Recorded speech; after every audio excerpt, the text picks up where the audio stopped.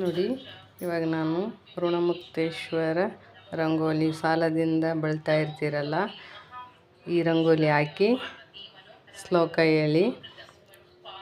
ನೋಡಿ, ಫಸ್ಟಿಗೆ ಶ್ರೀಕಾರ ಹಾಕಬೇಕು.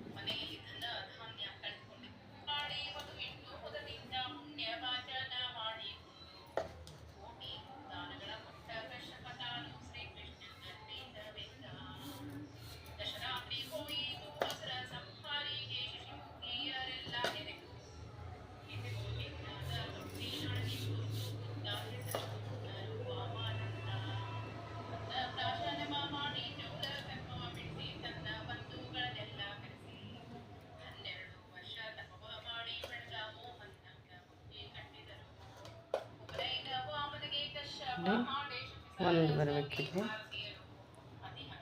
7, ಇಲ್ಲಿ 6,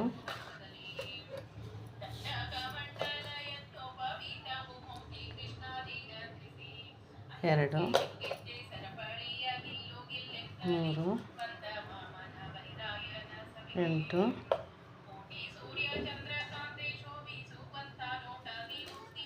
ಇಲ್ಲಿ ಶಿವಾಯ.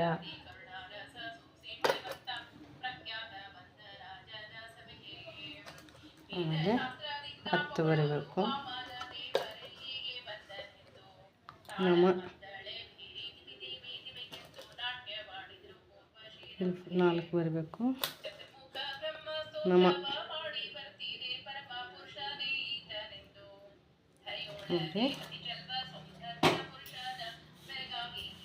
ಆಮೇಲೆ ಮತ್ತು 4 ಕಡೆ ಶ್ರೀ ಬರಬೇಕು.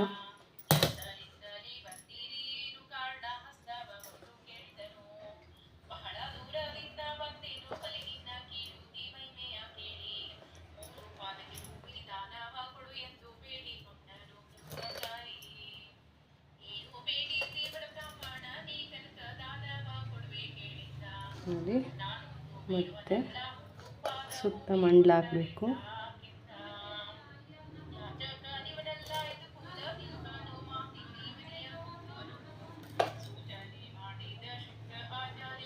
ಮಂಡಲ ಹಾಕ್ಬೇಕು ಸುತ್ತ.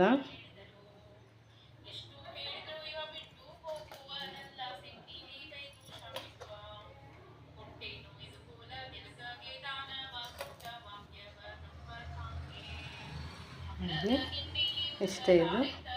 ಇದಕ್ಕೆ ಅರಿಶಿನ ಕುಂಕುಮ ಹಾಕಿ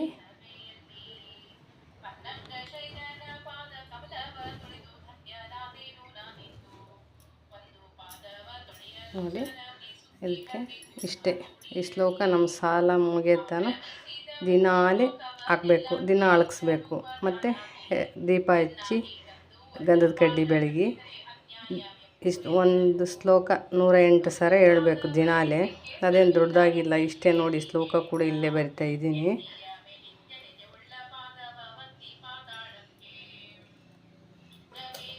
ಓಂ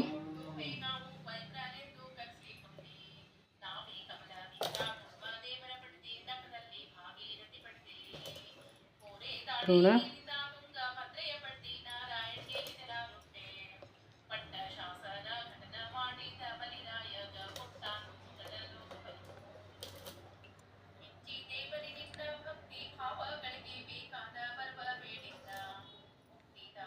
ಋಣಮುಕ್ತೇಶ್ವರಾಯ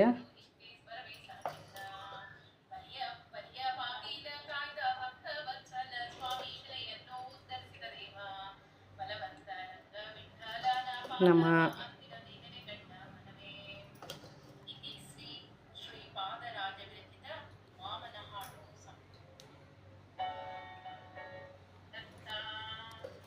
ಇಷ್ಟೇ.